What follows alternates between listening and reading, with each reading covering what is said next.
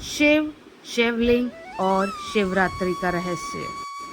भगवान शिव कितने करुणा में हैं, यह बात बताते हुए ब्रह्मा जी कहते हैं, जो भी प्राणी इस कथा को शिवरात्रि से पहले सुनेगा उसकी हर मनोकामना को पूर्ण करेंगे शिव। और जो भी इस कथा को सुन रहा है वो इस वीडियो को लाइक और शेयर जरूर करे ताकि उनकी भक्ति स्वयं शिव पार्वती तक पहुंच सके। ब्रह्मा जी बोले,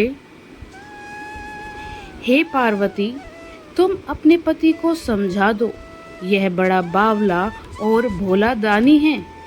देखो, स्वयं तो नंगा फिरता है, परंतु यदि किसी याचक को देखता है तो कहता है कि थोड़ा मत मांगना, यहाँ कुछ कमी नहीं है। संसार में जितने याचक जोड़े जुट सकते हैं उन्हें जुटाकर उन सब कंगालों को प्रसन्न होकर इंद्र बना देता है।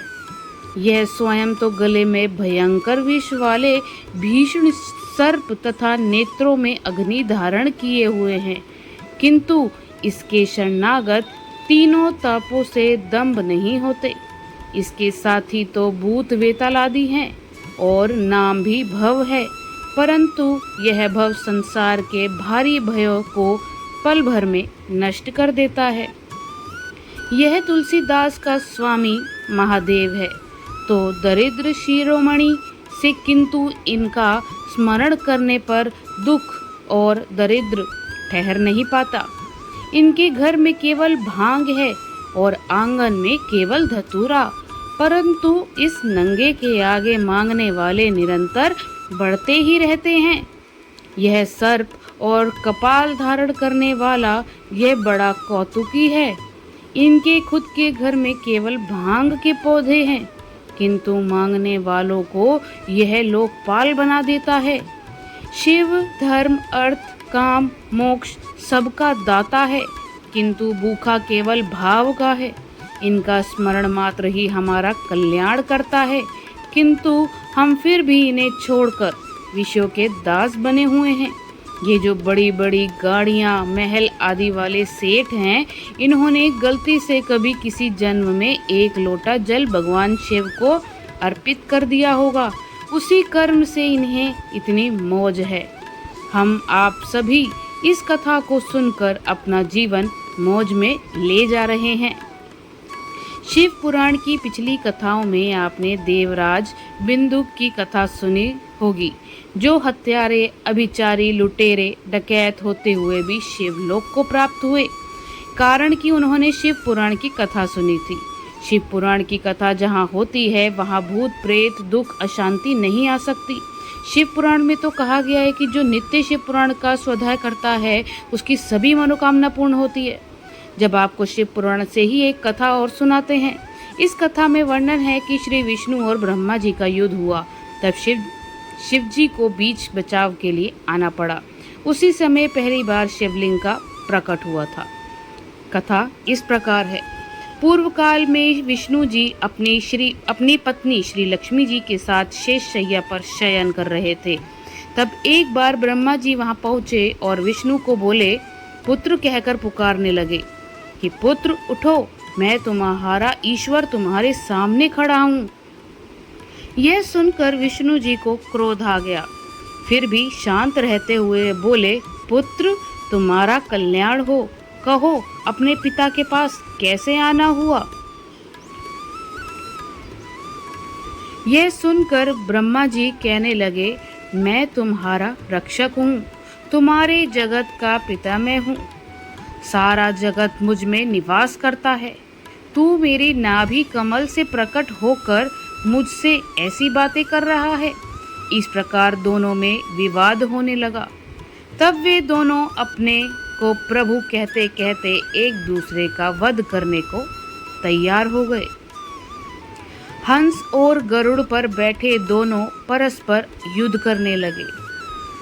ब्रह्मा जी के वृक्षस्थल में विष्णु जी ने अनेकों अस्त्रों का प्रहार करके उन्हें व्याकुल कर दिया। इससे कपितु हो ब्रह्मा जी ने भी पलटकर भयानक प्रहार किए। उनके पारस्परिक आघातों से देवताओं में हलचल मच गई। वे घबराए और त्रिशूलधारी भगवान शिव के पास गए और उन्हें सारी व्यथा सुनाई।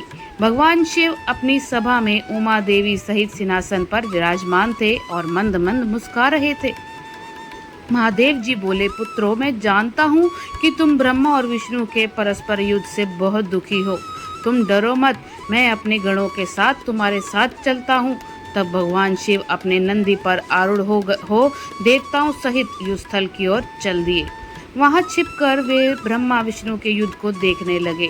उन्हें जब यह ज्ञात हुआ कि वे दोनों एक दूसरे को मारने की इच्छा से माहेश्वर और पाशुपात अस्त्रों का प्रयोग करने जा रहे हैं, तो वे युद्ध को शांत करने के लिए महाअग्नि के तुल्य एक स्तंभ रूप में ब्रह्मा और विष्णु के मध्य खड़े हो गए।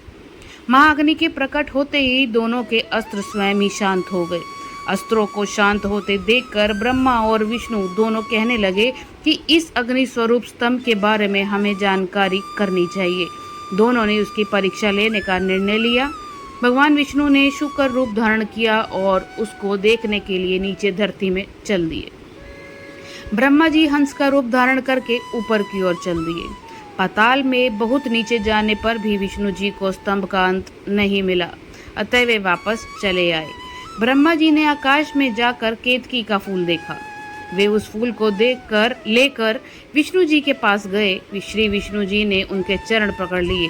ब्रह्मा जी के छल को देखकर भगवान शिव प्रकट हुए। विष्णु की महानता से शिव प्रसन्न होकर बोले, हे विष्णु जी, आप सत्य बोलते हैं, अतः मैं आपको अपनी समानता का अधिकार देता हूँ। महादेव जी ब्रह्मा जी के छल पर अत्यंत क्रोधित हुए। उन्होंने अपने त्रिनेत्र यानी तीसरी आंख से भैरव को प्रकट किया और उन्हें आज्ञा दी कि वह तलवार से ब्रह्मा जी को दंड दे। आज्ञा पाते ही भैरव ने ब्रह्मा जी के बाल पकड़ लिए और उनका 5वां सिर काट दिया। ब्रह्मा जी डर के मारे कांपने लगे। उन्होंने भैरव के चरण पकड़ लिए तथा क्षमा मांगने लगे। इसे देखकर विष्णु ने भगवान शिव से प्रार्थना की कि आपकी ही कृपा से ब्रह्मा जी को 5वां सिर मिला था, अतः आप इन्हें क्षमा कर दें। तब शिव जी की आज्ञा पाकर ब्रह्मा को भैरव ने छोड़ दिया। शिव जी ने कहा, तुमने प्रतिष्ठा और ईश्वर को दिखाने के लिए छल किया है, इसलिए मैं तुम्हें शाप देता हूँ कि तुम सत्कार, स्थान व उत्सव से विहीन रहोगे। ब्रह्मा जी को अपनी गलती का पछतावा हो चुका था। उन्होंने भगवान शिव के चरण पकड़ लिए, क्षमा मांगी और निवेदन किया कि वे उनका 5वां सिर पुनः प्रदान करें। महादेव जी ने कहा, जगत में स्थित को बिगाड़ने से बचाने के लिए पापी को दंड अवश्य देना चाहिए ताकि लोक मर्यादा बनी रहे। मैं तुम्हें वरदान देता हूँ कि तुम गुणों के आचार्य कहलाओगे और तुम्हारे बिना यज्ञ पूर्ण ना होंगे। फिर उन्होंने केतकी के पुष्प से कहा कि अरे दुष्ट केतकी पुष्प, अब तुम मेरी पूजा के अयोग्य रहोगे। तब केतकी पुष्प बहुत दुखी हुआ और उनके चरण में गिरकर माफी मांगने लगा। तब महादेव जी ने कहा, मेरा वचन तो झूठा नहीं हो सकता, इसलिए मेरे भक्तों के योग्य होगा। इस प्रकार तेरा जन्म सफल हो जाएगा। ब्रह्मा और विष्णु भगवान शिव को प्रणाम कर चुपचाप उनके दाएं बाएं भाग में खड़े हो गए। उन्होंने पूजनीय महादेव जी को श्रेष्ठ आसन पर बिठाकर पवित्र वस्तुओं से उनका पूजन किया। दीर्घ काल का स्थिर रहने वाली वस्तुओं को पुष्प वस्तु तथा अल्पकाल तक टिकने वाली वस्तुओं को प्राकृत वस्तु कहते हैं। हार, नुपुर, कीयूर, किरीट, मणिमय, कुंडल, यज्ञोपवीत, उत्तरीय वस्त्र, पुष्पमाला, रेशमी वस्त्र, हार, मुद्रिका, पुष्प, तांबूल, कपूर, चंदन एवं अगरू का अनुलेप, धूप, दीप, श्वेत छत्र, व्यंजन, ध्वजा, चंवर तथा अनेक दिव्य उपहारों द्वारा जिनका वैभव प्राणी और मन की पहुँच से परे था, जो केवल परमात्मा के योग्य था, उनसे ब्रह्मा और विष्णु ने अपने स्वामी महेश्वर का पूजन किया। इससे प्रसन्न होकर भगवान शिव ने दोनों देवताओं को मुस्कुरा कर कहा, पुत्रों, आज तुम्हारे द्वारा की गई पूजा से मैं बहुत प्रसन्न हूँ। इस कारण यह दिन परम पवित्र और महान होगा। यह तिथि शिवरात्रि के नाम से प्रसिद्ध होगी और मुझे परम प्रिय होगी। इस दिन जो मनुष्य मेरे लिंग अर्थात निरंकार रूप की या मेरी मूर्ति अर्थात साकार रूप की दिन रात निराहार रहकर अपनी शक्ति के अनुसार निश्चल भाव से यथोचित पूजा करेगा, वह मेरा परम प्रिय भक्त होगा। पूरे वर्ष भर निरंतर मेरी पूजा करने पर जो फल मिलता है वह फल शिवरात्रि को मेरा पूजन करके मनुष्य तत्काल प्राप्त कर लेता है। जैसे पूर्ण चंद्रमा का उदय समुद्र की वृद्धि का अवसर है, उसी प्रकार शिवरात्रि की तिथि मेरे धर्म की वृद्धि का समय है। इस तिथि को मेरी स्थापना का मंगलमय उत्सव होना चाहिए।